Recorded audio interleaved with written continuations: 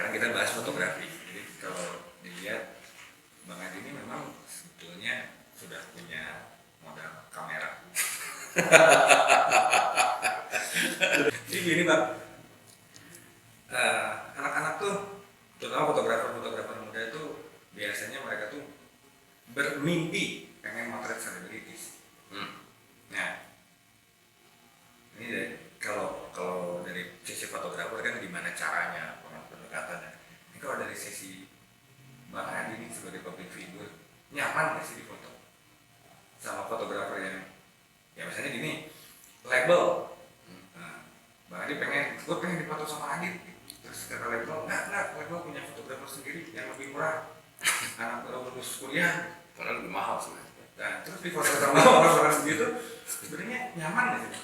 Gimana sih perasaan? Pengen tahu juga. Kalau kita nanya seperti itu sebenarnya sih gini, memang ada kewajiban kita sebagai artis yang sudah dikontrak sama mereka untuk mematuhi kontrak. Jadi kadang-kadang mereka sudah dari fotografer yang mereka sudah kenal, mereka sudah bicara tentang harga dan segala macam, mau tidak mau kita harus harus patuh gitu loh.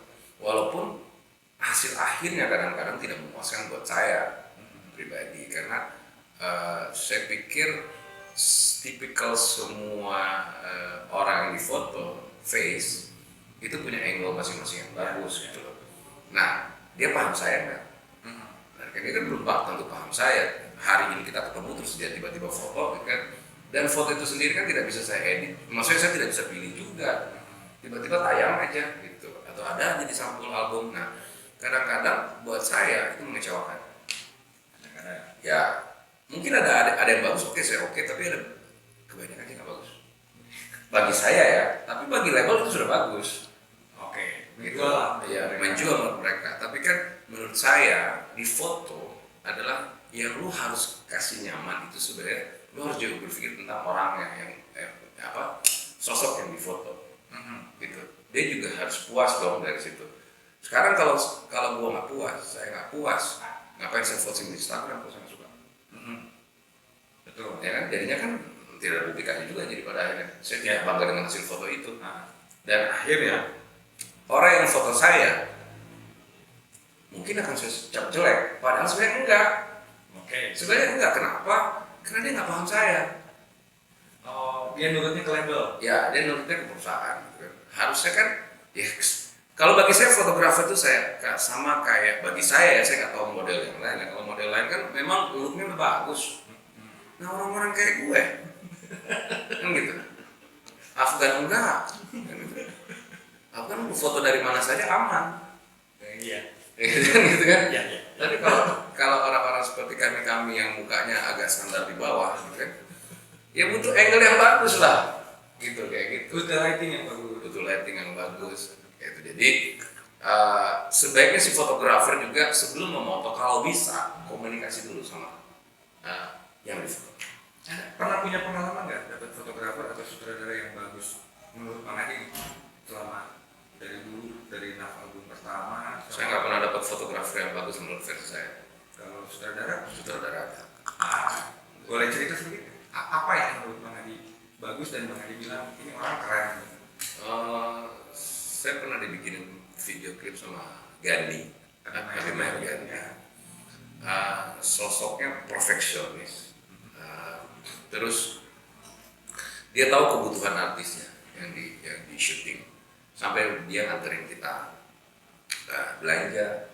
Oh, belanja baju? Ya, dia nganterin kita belanja baju. Terus bukan dia yang pilih, kita dulu yang pilih, baru dia sortir. Jadi kita disuruh pilih yang 4 atau 3 pasang baju, kasih ke dia. Karena kita sudah suka dia dari 4 itu, ketika dia tinggal pilih kan. Artinya kan dia mikirin comfortnya si artis. Ya, betul. Nah, bagi saya itu pun bisa dilakukan di fotografer gitu. Maksudnya mereka juga bisa bilang bahwa oke, misalnya sukanya bagaimana, bagian seperti apa gitu, atau angle sebelah mana, kanan kiri, depan atau samping. Nah, itu kan juga butuh komunikasi yang bagus sampai menghasilkan kedua-duanya puas gitu. Nah, bagi saya kepuasan dua-duanya itu penting biar hasilnya bagus. biar hasilnya bagus. Tapi Bang Adi senang fotografi nggak sih? Tidak.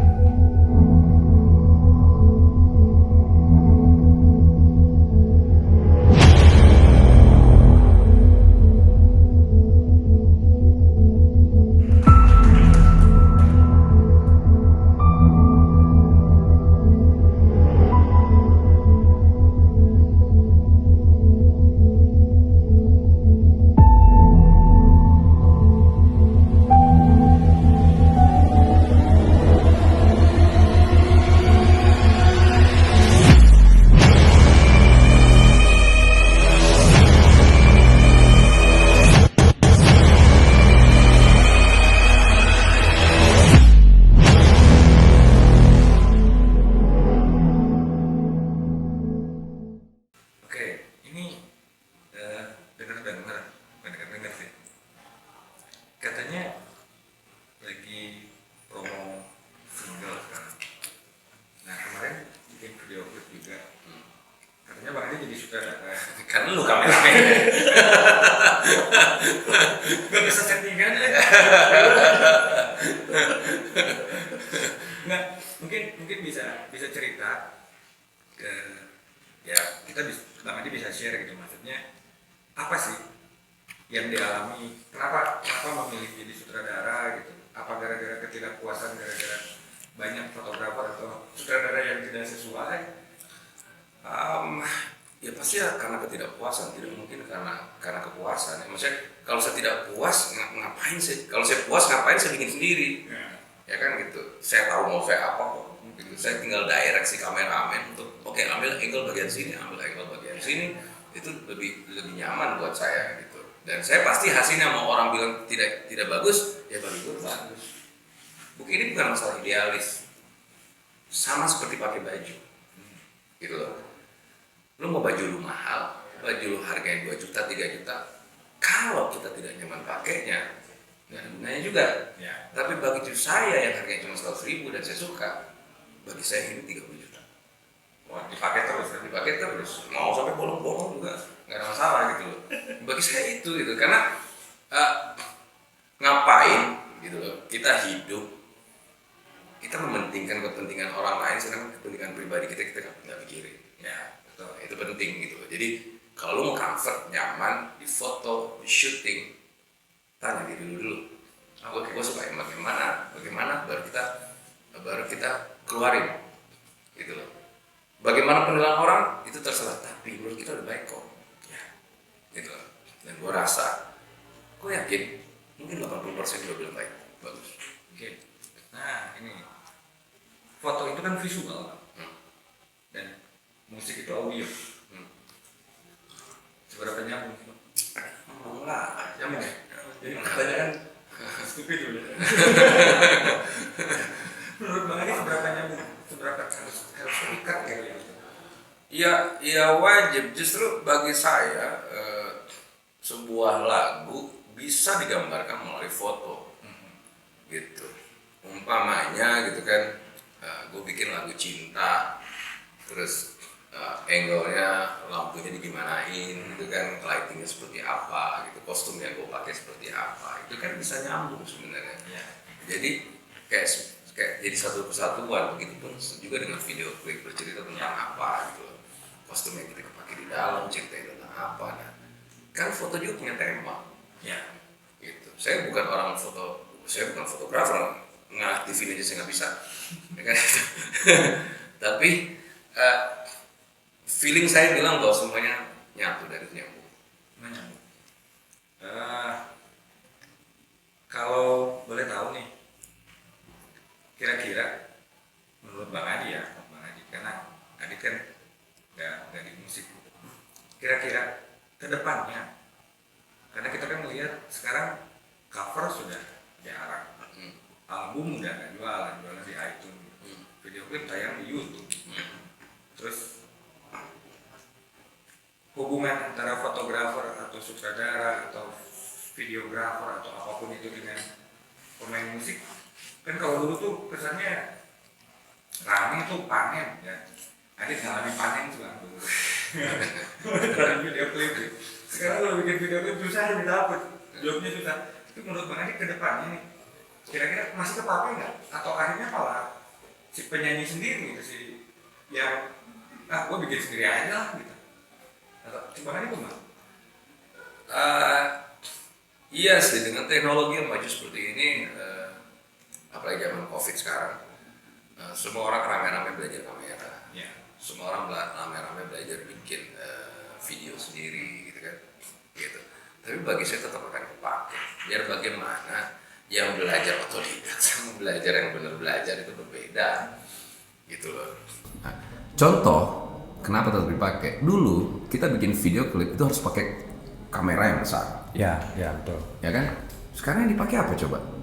Kamera kecil buat bikin video. Kadang handphone malah ya. Kadang handphone. Jadi bagi saya ini, ya kamera ini tidak akan pernah hilang, gitu.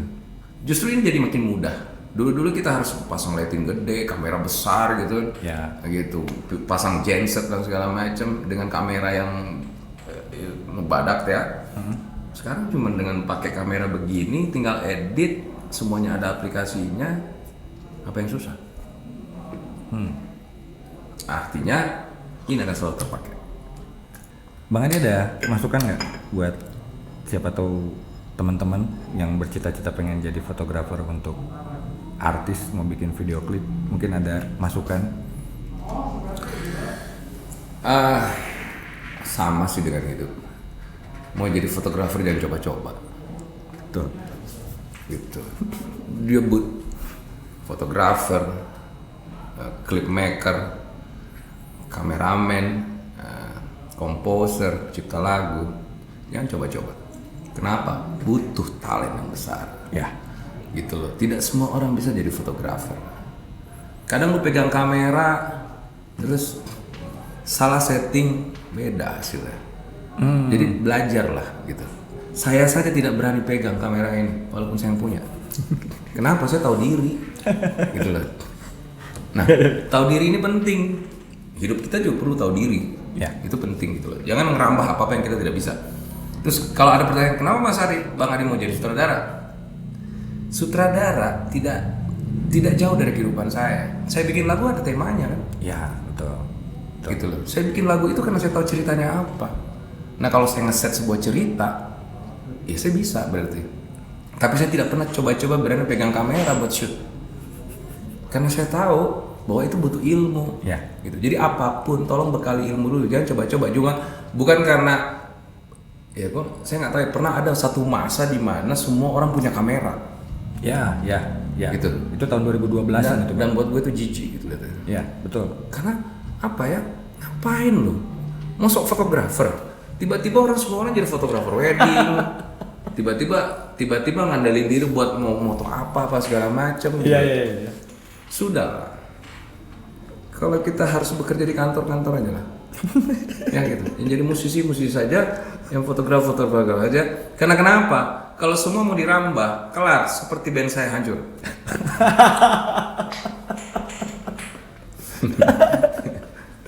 Oke, satu lagi Bang, masalah hak cipta.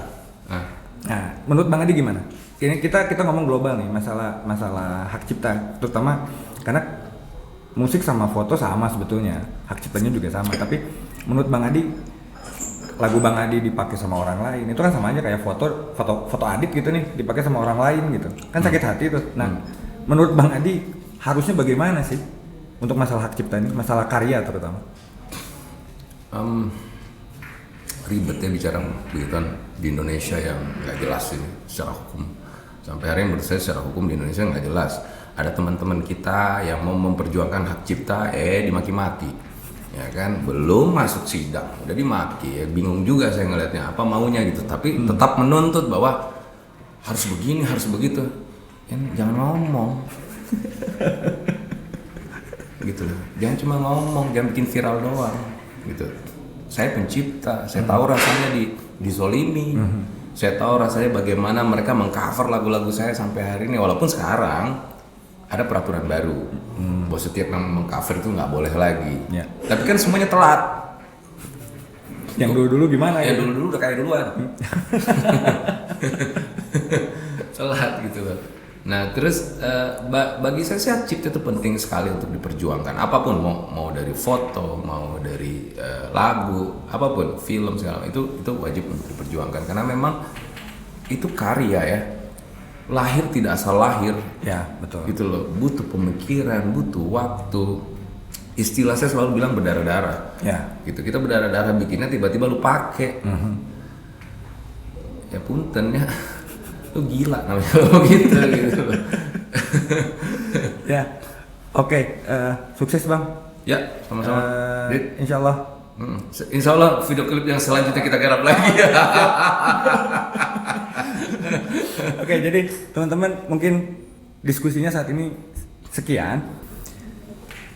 Berbanggalah pernah mengenal fotografi karena fotografi satu-satunya media di dunia ini yang mampu menghentikan waktu. Terima kasih. Assalamualaikum. Cus Bang. Cus.